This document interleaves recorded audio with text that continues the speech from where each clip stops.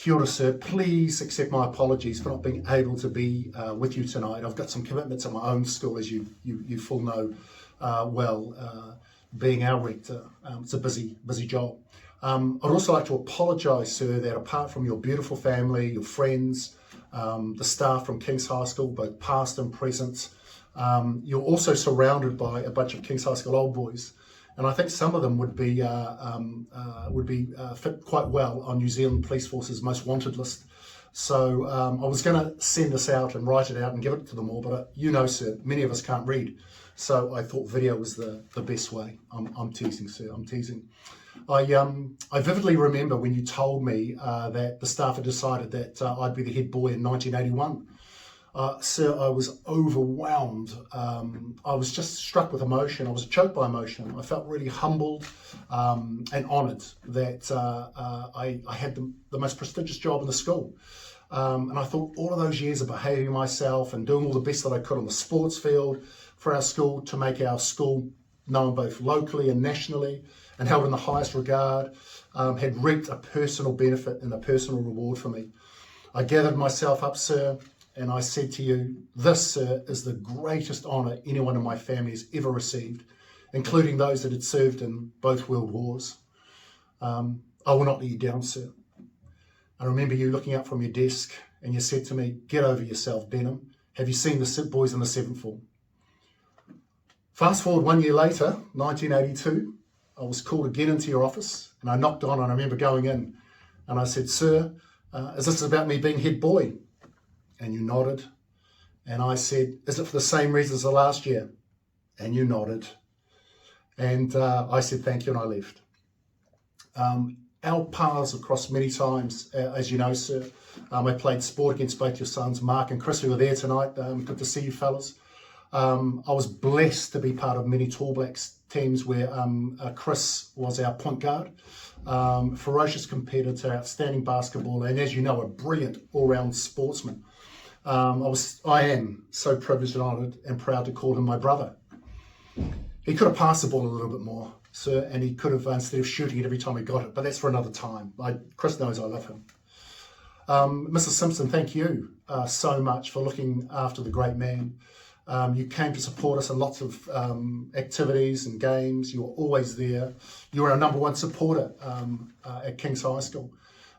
Also, thank you for teaching my daughter Bailey ballet.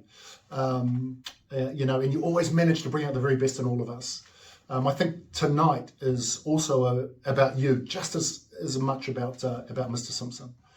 I remember my mum calling me to tell me that Louise had died, and she was crying. We both cried, and I remember Louise so well. I have no doubt, sir, that she's holding hands with my mum and looking down on us all with a huge smile and saying to my mother, Mrs. Denham, Glenn talks too much. And I would agree with her.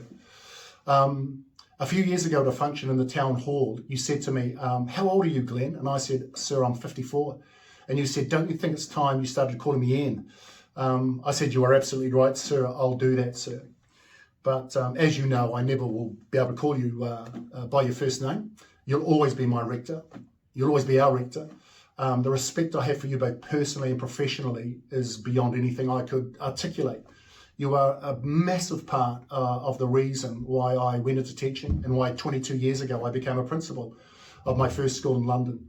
And because of you and the impact that King's High School had on me, I always wanted to be the headmaster of a boys' school, and here I am, headmaster of Wellington College. My days at King's were absolutely some of the best of my life. I was so proud to be one of your old boys, and always will be. I will never forget your kindness, faith and love for us all. We always knew we were the best boys' school in New Zealand. We always knew we could compete with anyone. But you made it possible, sir.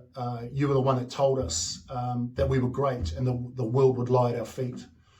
I want to thank our current rector, Nick McIver, staff and old boys, alumni for making tonight possible. Thank you, Nick, for continuing the legacy of great leaders that have been at the helm of our kura. I know you'll continue to do incredible things for our school, Nick, and thank you so much. I feel so blessed that you're our leader, and go well, Nick.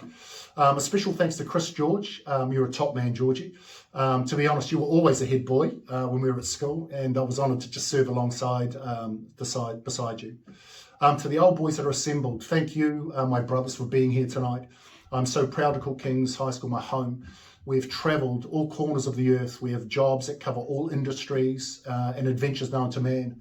And although we may not have seen each other for years, or indeed even met each other, there's something that binds us together. And that thing is King's High School.